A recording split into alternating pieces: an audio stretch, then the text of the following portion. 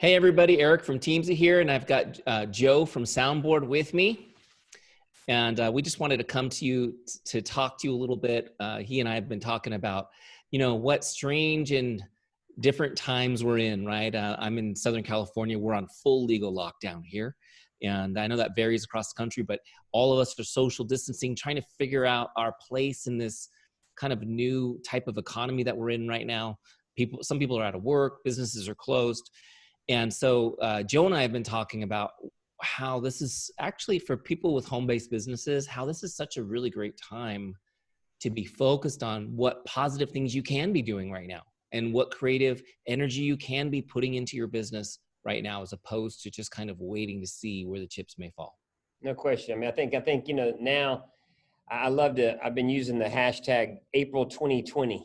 And I think it's really going to be a defining moment. We're going to look back, Eric, on this time, and we're either going to be a winner or a loser. And I think, as you always say, being top of mind, taking this time to be more credible, to be more relatable, I think, we're going to come out and we're going to look back, and I know our society and culture loves to label things. We're a Gen X, Gen Z, Gen Y, whatever, but I think we're going to be really known when we look back as we individuals, home-based businesses or big businesses. We're going to be known as either we were an April Innovator or we were not, and I think that's so true. And that's a choice we can make, either to sit down and do nothing, or, as you say, go be top of mind.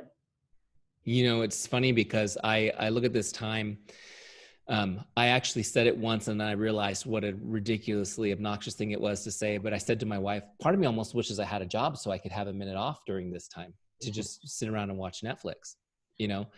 As business owners, we don't have that luxury because it's up to you to keep stirring things up and keep things moving, but this is a time where we can be focused.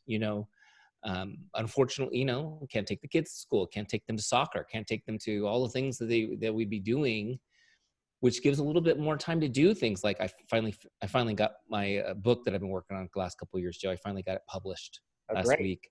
It's things like that. But when it comes down to building a business, whether you've got a home-based business or you've got interior design, I don't care what your business is. It's about relationships. It's about connecting with people, and it's about creating a community of people that are connected to you and who trust you.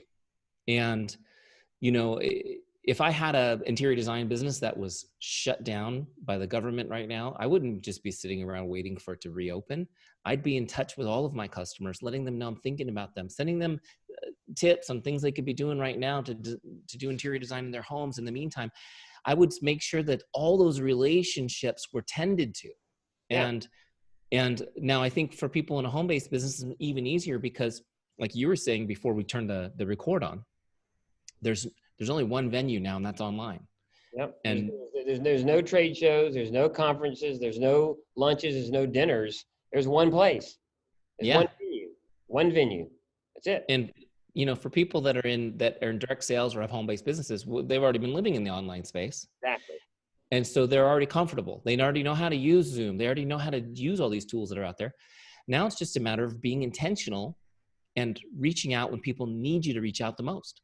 And I think there's a lot of people sitting on their hands because they feel like, well, I don't want to come across as someone who's self-serving or someone who's salesy or cheesy in this situation. But it's not about trying to pitch business to people. It's about being a human being and having compassion and checking in. How are you doing? How are things going for you? Yeah. I mean, as you and I both say all the time, the formula has not changed.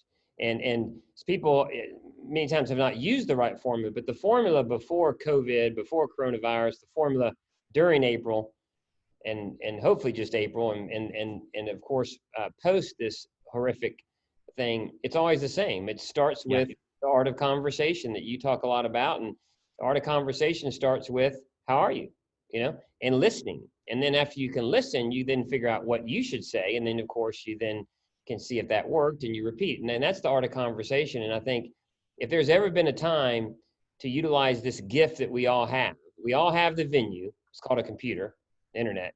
We all have the venue. And we all have this gift called conversation. And if we just say, how are you? And we start reaching out, I think you said it earlier too, there, we can come out of this thing either one of three ways, right?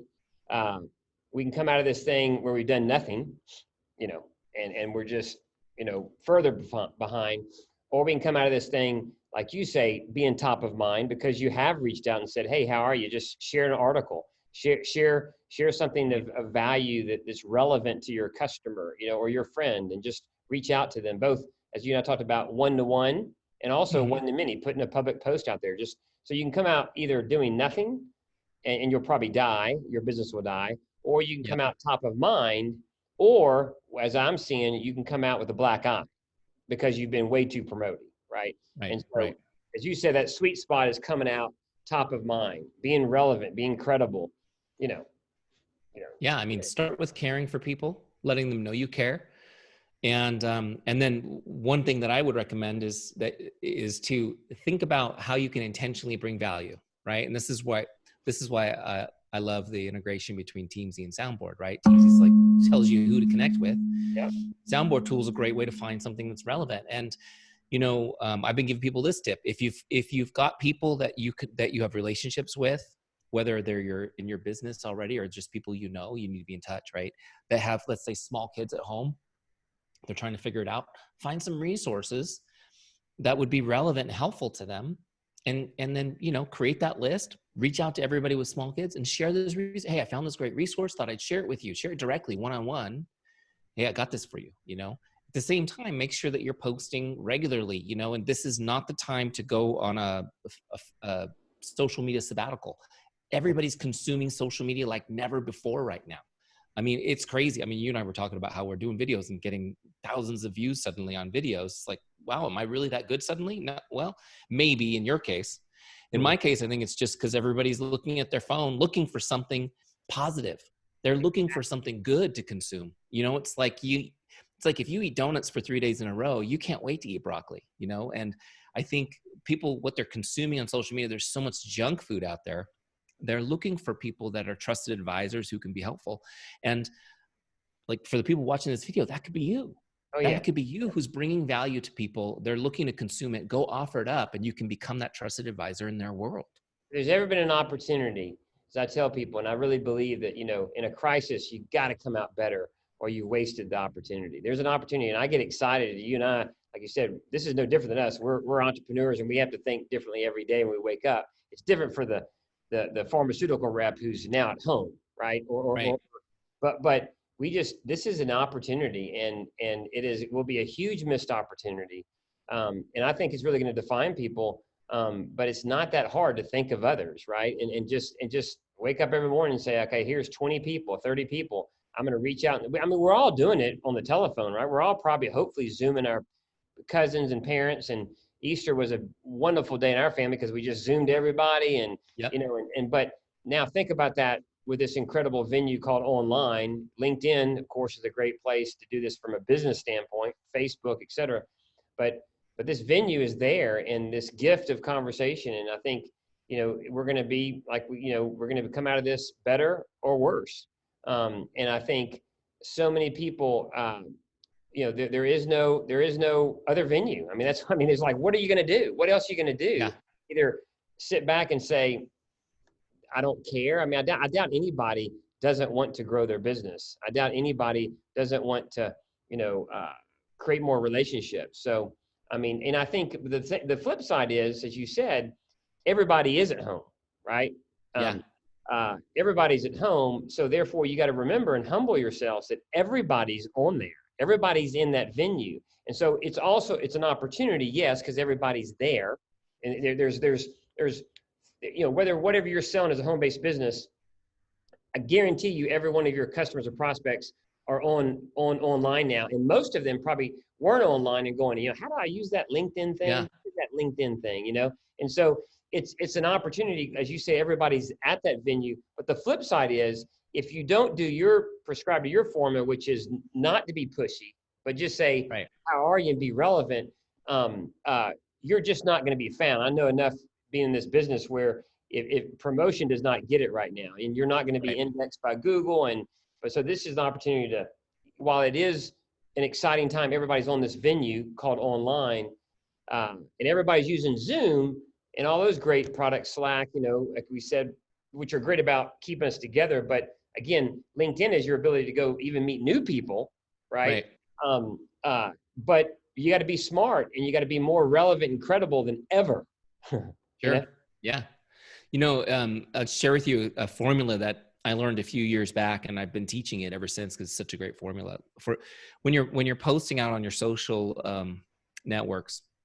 A real simple rule of thumb. We call it the 411 rule, and it helps strike the balance between offering value and making offers, right? Because if you overpitch, obviously you come across as self-serving. That's the last thing you want. But at the same time, you have to pitch, or else you don't have an opportunity to help people. So the 411 is just kind of a rule of thumb, and that is, you post 4 times in a row with no pitch, nothing. It's just pure value. It has to be value oriented, something that the people watching it or consuming it are going to find value in. It's going to help them in some way.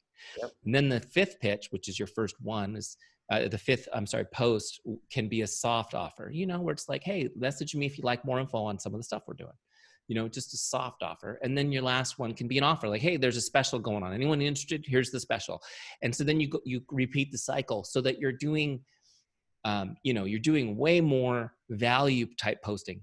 That way, when people do find you, if you're meeting new people, the first thing people are going to do when they meet you in some way, what's virtual or in person, is they're going to go to your social networks and they're going to take an audit of you. They're going to decide, do I like this person or not? And that's based on what they see on your social platforms. If there's nothing there, by the way, this back to your point, Joe, if there's nothing there, if you're not posting, they're going to think you're weird too. Yeah. And, people, who is this person? Is this a person? Is this a bot? Is this some operator from, from a country trying to do weird things? I get friend requests from people and I look, I'll go look at their profile. And if there's nothing posted, I'm going, I don't even know if this is a real person. I'm skeptical now if they're even human. I believe more and more, we said it way back years and years ago, and we've been studying, as we study a lot of the indexing that goes on behind the scenes when people do post content. And you're absolutely right with your 411. Google, for one, right? Remember, when you go post on LinkedIn publicly or Twitter, right? Those two, and you could do it on Facebook, but when you post publicly, that gets indexed. Every single time you do a tweet or a LinkedIn post, it is a public post and it's a public, web page. It's not a website, but it's a web page and it gets indexed. And I can guarantee you, doing this now for 7 years solid about studying that, we don't clearly understand the Google's black box, but I guarantee you, if you post those 4, you will be indexed more than if you went the other way. You won't be indexed at all. Meaning, when people go search for Joe Stradinger, they're going to see me now because I have been doing those 4 posts. And right. and the first thing you're going to see is when someone Googles your name is just like you said. And I don't take really many people seriously anymore unless they have a pretty active social profile. I just can't, Well, there's too much at risk. And I think, so the 411, if that makes it easier for you guys watching to kind of filter it, try that out, see how it works for you. In my experience though, and this is where tools like Teamzy come in, I think the real magic sauce happens as you connect with people is, maybe you've attracted them through what you've been doing online, and now you're connecting one-on-one. Connecting one-on-one is the key, because so if you can send them a message one-on-one, hey, great to be connected, and try to start a conversation, even if the conversation fizzles out, over time, you connect over time and that conversation may grow. But what happens is when somebody has interacted with one of your public posts and now they've interacted with a private message, the algorithms are blown up, which means you are the most relevant person in the world to that person. They are now going to see all your posts. So people are always asking me, well, how do I get my posts seen? How do I be relevant? The best way, besides posting, is to be messaging people one-on-one. Okay. And that's true of every network. If you're on Instagram, direct messaging people makes you more relevant to them on Instagram. If you're on Facebook, messaging people on Facebook Messenger and them responding, that puts you at the top of their list. Same thing's true on LinkedIn. So whenever you can get a chance, wherever you're connecting with people, you need to message them personally, right? And make sure that you are really investing a little bit of time into that relationship. Yeah. And I would say that's true even with Twitter. You know, as crazy as Twitter is, you know, I find myself when I do you know, I follow people. It's a really different program, but still, when I DM people, they take me a lot more seriously. You know, I'm verified, and that gives me a little credibility. But I think that's so true. I mean, I think it's simple. I mean, again, it's a formula that is so. It's amazing to me, though. I think sometimes just people are so in you know, indoctrinated. I got to go promote myself. It's still, you know, we take it for granted sometimes, and we just need to sit back and go, you know, you know, if you're selling anything, home-based business, anything, you know, technology solutions, your faith, whatever, you start with them. Yeah. And like you said, and I always say it's the them content, not the me content. And what is the Right. that those four pieces is the them content. And what, you know, do they have small children? It's children content. Do they love skiing in Colorado? It's skiing content. Do they love, you could be selling vitamins, but that person you sell to is in Silicon Valley and they love artificial intelligence. So go talk about artificial intelligence, right? Yeah. You know, Yeah. so Yeah. I mean, it used to be, promotion used to be, you know, the megaphone blasting ads, and, you know, we hate being advertised to nowadays, don't we? I mean, the only time we appreciate it is when it's really clever. You know, maybe the Super Bowl, we'll watch the ads, and then we spend the rest of our time paying to have ad-free experiences or fast forwarding them. But business is really based on trust, you know, and so it's about building trust with people. You don't build trust with people by telling them, trust me, yeah, right? You build trust by investing some time into them, by giving them something of value, by showing them your true colors over time, being consistent. And, you know, at the end of the day, as people trust you, your business grows. yeah, There's really, you know, there's really no better way to look at it than that. It's the more, you know, one of my business partners, Mike Lopez, has this really great formula. He calls it the ROI of relationships. How to measure the ROI of relationships, right? It kind of sounds weird, but I want you guys to understand this formula. If you want to increase the return on investment for a relationship, this is the formula. It's the amount of trust you've earned plus the value you're adding currently. that's right. So how much trust have you earned and how much value are you adding currently? That equals the ROI on that relationship. So it's kind of cool because it takes away the self-servingness of trying to figure out how much my relationships are worth, because it puts the onus on me on, I need to build trust and I need to offer value on a consistent basis. Yep. You know, and what we're talking about are ways to do that right now electronically. You know, it's kind of hard to go over and right now and help your neighbor fix their fence, but you can help people online by offering resources and offering great articles and finding tutorials and things that can help them, and do it all from your, you know, from your smartphone. Well, one of the things that I thought was one of my, I can't remember the name of it, but I love TED Talks, and it was a TED Talk recently, and it was this woman who done a lot of research on life expectancy, or the longevity of your life and what have you, and it was, you know, all the typical things about you know, of course, things you think, fitness and gut health and what you eat, but really the second to the greatest thing that would help you extend your life was, of course, our relationships with others, right? That we love and we know. But the most unique thing that I thought, and I love, and I tell my kids all the time, the number one thing that can predict and help you with a longer life is to actually have interaction with people you don't know, too, right? So how do you reach out? But the point was, you know, when you go, you're at the gas station. You know, I live in the South, so you know, it's a little more common in place to say, how are you? We say, how are you to anybody? We wave, you know, you drive by someone, people think we're, you know, crazy, but we really do. So it's sort of natural in the South, but really just asking strangers and the like, you know, strangers and people, you know, I mean, how are you? I mean, that's when I think even when you do a public post, you know, I'd encourage people, you know, meaning you're not, the one-to-one you got to do every morning, one-to-one. But then also when you have time to do the one-to-many, the public post we're talking about, you know, ask a question. There's nothing like asking a question, you know. So, you know, ask a question. What do you think? You know, and how are you? You know, how are you feeling during this? And I think that's a good thing, whether we're able to be in front of someone physically or online. So. Yeah, it's so funny that you're saying that. You know, I live in Southern California. I don't know if you remember that movie with was it Steve Martin years ago, L.A. Story, where he goes to his neighbor's house and he gets in his car and he drives his car 11 feet forward and reparks. right? So that's the Southern California life. We're in our car everywhere. We drive into our garages and shut the door, and often don't ever meet the neighbors. But that's not really the way I operate. We recently got the, you're supposed to wear the mask to go out type thing. And I said to my wife, I go, how can people know if I'm smiling at them? Like, this is terrible. I can't smile at random strangers anymore because they can't tell. She goes, they can tell you're smiling. I said, okay. So I did notice that I could kind of tell people were smiling back through their masks. But it is important, not just for longevity. It's also, there's been studies about happiness, and what makes people happy. Yeah, no question. My background, I know we share faith, the two of us, and that definitely directs a lot of what we do. But I always find it fascinating when social science, well, of course it's social science and what's taught in faith are the same, right? Yeah. And so it's great because I can quote either one depending on who needs what authority. But the social science studies, they've studied happiness. This has been something that has been studied extensively, and they found that what makes people feel happy more than anything is helping other people.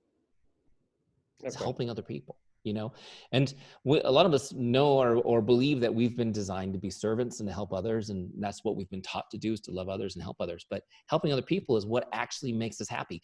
We use that as a business model. Helping other people also makes us successful. Oh yeah. Isn't that interesting? Isn't that interesting that when we don't do that, we end up miserable? So it's a situation where now we've got the three things that we're after: long life, happiness, and wealth, all seem to stem from the same activity, which is consistently helping other people. Yep.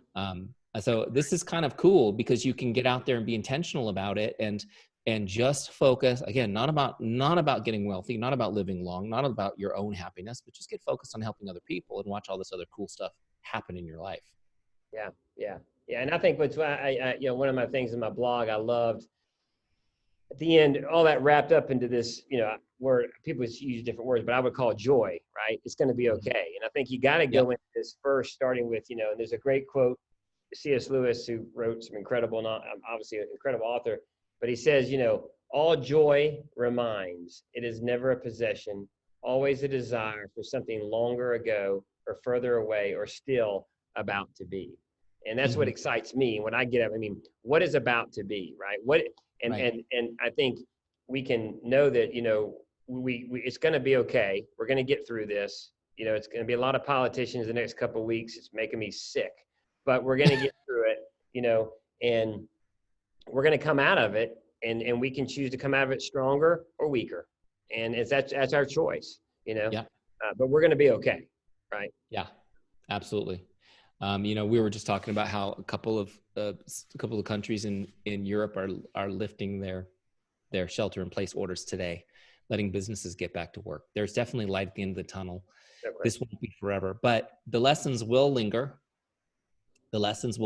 I do believe that this has changed a lot of people's perspective on life.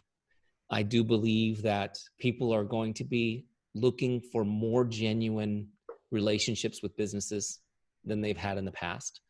I think people are already taking stock of who showed up in this time from a business perspective. Which businesses I do business with showed up and showed their hearts, and which ones showed their true colors. And I think as we're building our businesses going forward, it's going to be so important that we're authentic and that we have the right hearts and that we show it to people. And I think that's going to be a huge competitive advantage going forward.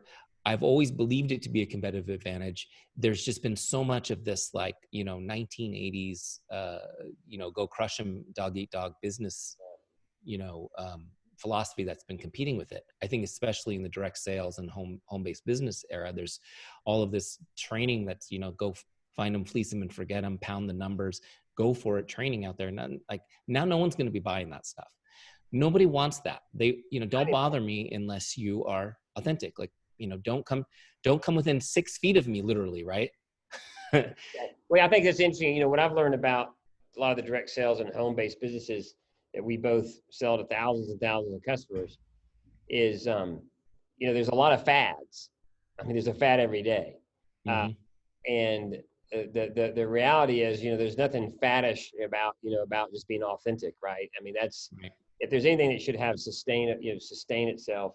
But a lot of people get caught up in a lot of these fads, and you don't need to worry about the fads. You just need to be authentic and real. Say how are you? Have a conversation. It's the greatest asset, or the lack thereof is the greatest liability we all have. So, Yeah, well, absolutely. that's good. We're good. Well, I think Eric and I are going to continue to have these nice conversations, and put one out if we can once a week would be great. But I appreciate everybody listening, and thanks, Eric. Thank you guys. Have a great day. Go make someone's day today. That's right. All right. Bye-bye. Bless you.